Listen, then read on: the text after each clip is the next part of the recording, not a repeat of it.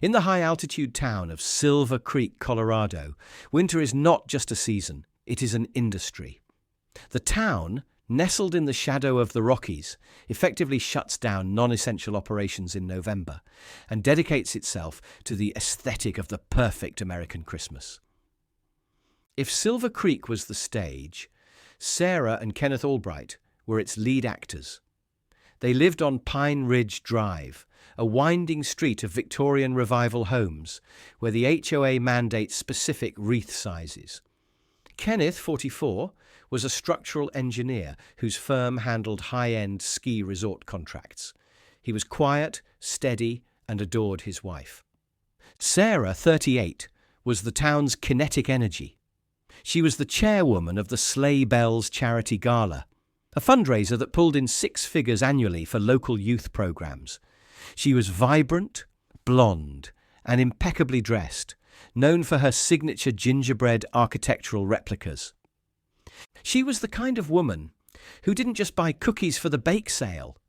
She brought a commercial oven to the school gym, recalled Martha Evans, a neighbour. You never asked Sarah where she came from or who her people were. You were just glad she was on your team. But on the morning of December 25th, 2019, the illusion of the Albrights' perfect life shattered.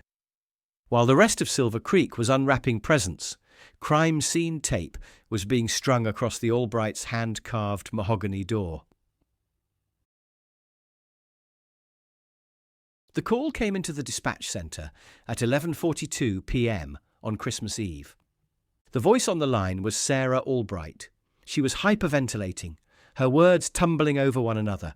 "It's my husband," she screamed. "He drank his eggnog and he hit the floor. He's turning blue. Please, God, he's not breathing." Paramedics arrived 7 minutes later. They found Kenneth Albright lying on the Persian rug near the Christmas tree, which was still twinkling with over 1,000 warm white LED lights. He was unresponsive. His skin was clammy, and there was a faint, sweet odour on his breath, attributed at the time to the rum in the spilled mug beside him. Despite 40 minutes of advanced life support, Kenneth was pronounced dead at 12:35 a.m. on Christmas morning. The initial assessment was tragic but not suspicious.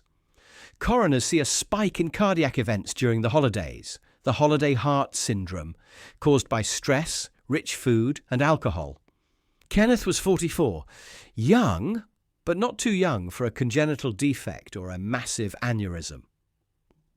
Sarah played the part of the devastating widow to perfection. She was sedated and taken to a neighbour's house. She refused to go back inside the home. "I can't look at the tree," she told officers. The last thing he saw was that tree. For 3 days, Silver Creek mourned. Flags were flown at half-mast. A memorial fund was started. It seemed like a closed book, a tragedy wrapped in tinsel.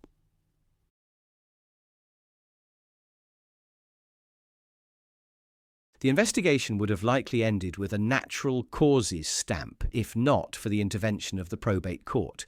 Because Kenneth had died without a localised will on file, the state appointed a forensic accountant, David Rossi, to itemise the estate for Sarah. Rossi was a man who saw the world in spreadsheets, and he noticed a pattern that didn't make sense. Kenneth Albright earned a salary of $280,000 a year. The couple had no children and drove paid-off cars. Yet their liquid savings were practically zero. "I started looking at the outflows," Rossi later testified. There were standard bills, mortgage, utilities, country club fees, but then there was Aurora Logistics. Every month on the 15th, a transfer of $9,800 was made to a company called Aurora Logistics. The amount was specific, just under the $10,000 threshold that triggers an automatic federal currency transaction report.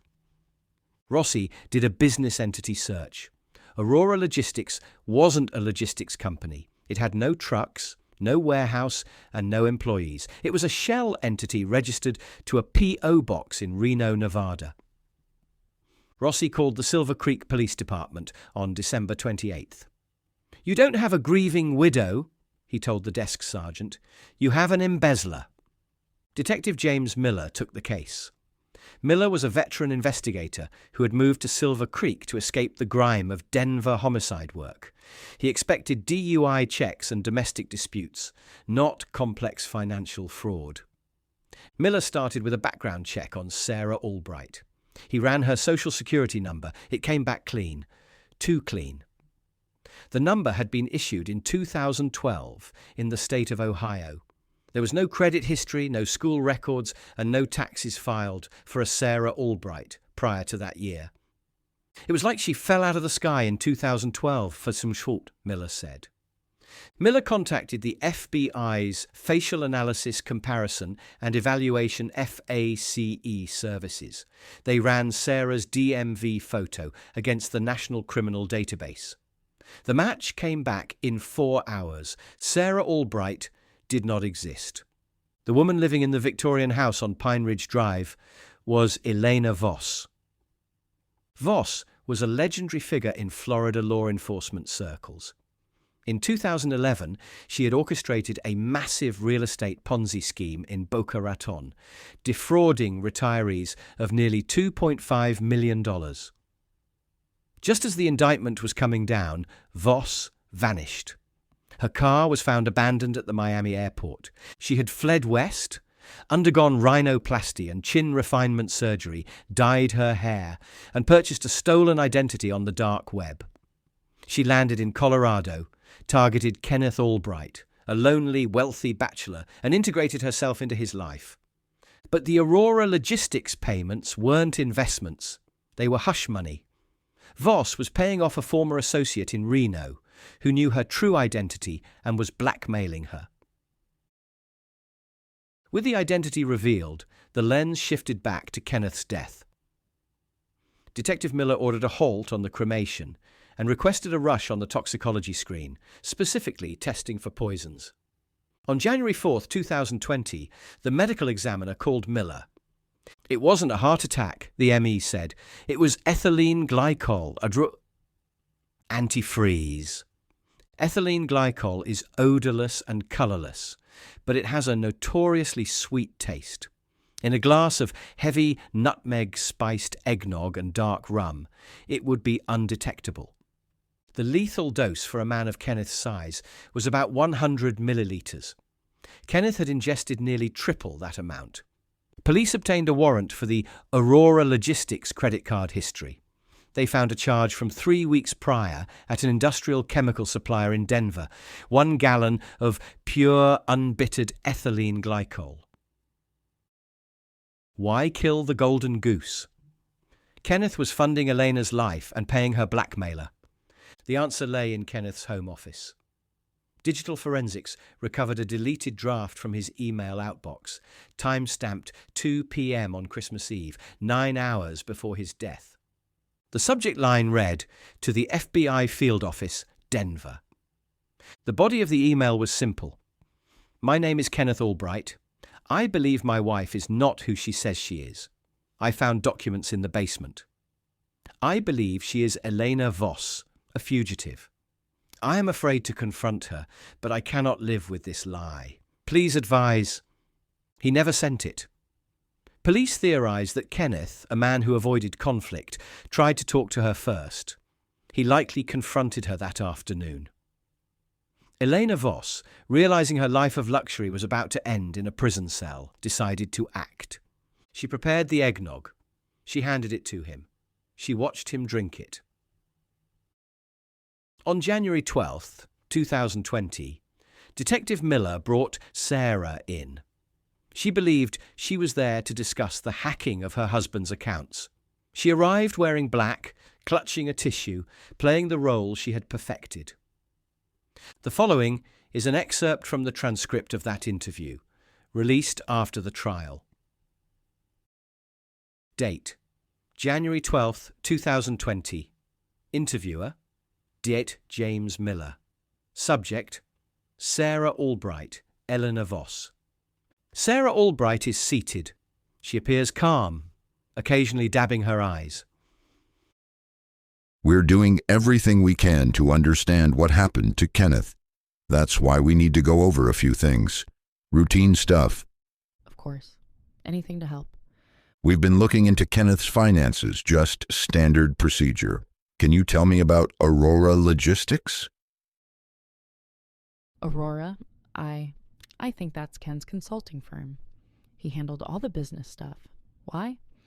Because thousands of dollars were being transferred to it every month. But there's no record of Kenneth doing any consulting work for a company with that name. The registration for Aurora Logistics doesn't list Kenneth. It lists a post office box in Reno. Well, like I said, Ken didn't bore me with the details. I just ran the house and the charity. The charity, right? The Sleigh Bells Gala. Beautiful event. We're looking into those accounts too. Seems a lot of the donations were also funneling into accounts linked to Aurora. What are you implying, Detective? My husband just died. Are you accusing him of something? No, Sarah, I'm not accusing him.